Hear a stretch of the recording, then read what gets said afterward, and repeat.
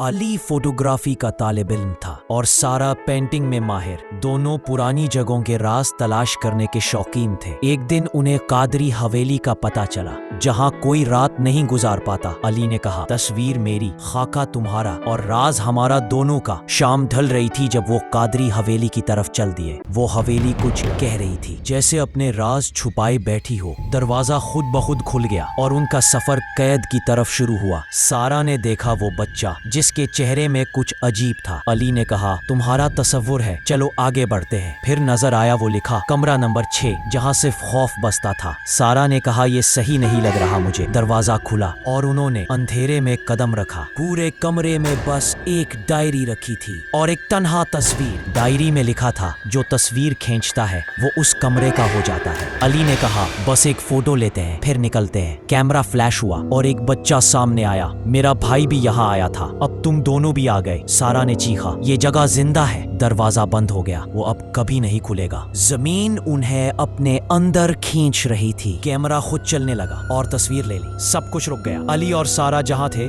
वहां से गायब हो गए। सुबह कुछ गांव वाले हवेली के पास से गुजरे।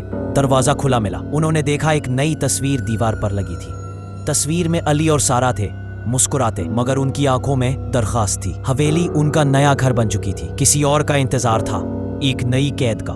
पहले भी कई ऐसे आए थे मगर कोई वापस नहीं आया। सारा का खाका बक रह गया। एक अधूरा राज। कैमरा अब भी चल रहा था लेकिन इसमें कुछ जिंदा था। वो बच्चा अब भी घूम रहा था अपनी तस्वीरों के साथ। डायरी ने सच कहा था, जो कैद होता है वो कभी आजाद नहीं होता। सारा ने कोशिश की मगर कुछ उनका इंतजार कर रहा था। हवेली के अंधेरों में एक राज छुपा था जो कभी ना खुला। वो राज उन्हें तोड़ना चाहता था और कभी छोड़ना नहीं चाहता था। सारा ने चीखा, हमें मदद चाहिए। अली ने कहा, कैमरा हमारी आखिरी उम्मीद है। कैमरे की रोशनी ने कुछ पल के लिए अंधेरा दूर किया, फिर सब कुछ अंधेरों में खो गया। सुबह हुई मगर हवेली अब भी अपने राज छुपाए हुई थी और वो तस्वीर अभी भी इंतजार कर रही थी एक नई कहानी के लिए। तस्वीर की रोशनी में कुछ छुपा था जो सिर्फ इंतजार करता था। कोई हवेली में था पर ना दिखाई देता था, ना सुना जाता था। पहले देखभाल करने वाले ने कहा था, कमरा नंबर 6 में जाना मौत के बराबर है। कैमरा फिर से जिंदा हुआ, अपनी रोशनी फेंक रहा था। खाका बक ने अपनी कहानी खुद सुनानी शुरू कर दी। वो बच्चा सिर्फ तस्वीर में नहीं, अब हर जगह था। उनका वक्त कम हो रहा था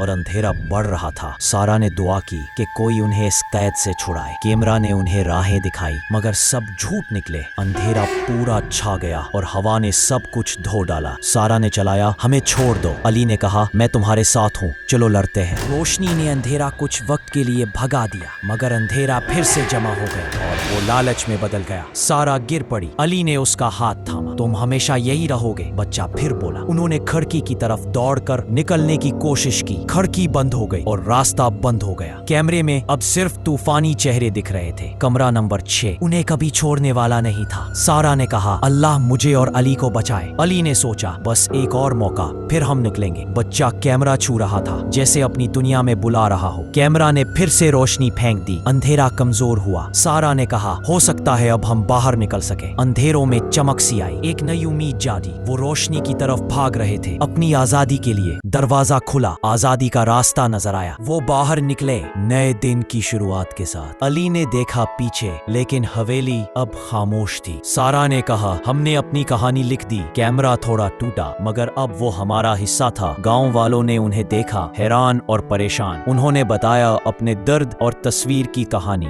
बच्चों ने सोचा, क्या वाकई हवेली में भूत है? सारा ने नई तस्वीर बनाई, उम्मीद और आजादी की। अली ने देखा कुछ तस्वीरें अजीब सी थी मगर सच। रात के सितारों के नीचे उनको सुकून मिला। हवेली अब भी वहां थी, अपने राज छुपाए। डायरी भी बंद थी, कहानी अभी अधूरी थी। एक नया मुसाफिर आने वाला था। दरवाजा फिर से खुल रहा था और कहानी जारी थी एक नई शुरुआत के साथ। कमरा नंबर 6 फिर किसी की कैदी बनने को तैयार। कहानी खत्म या सिर्फ शुरुआत।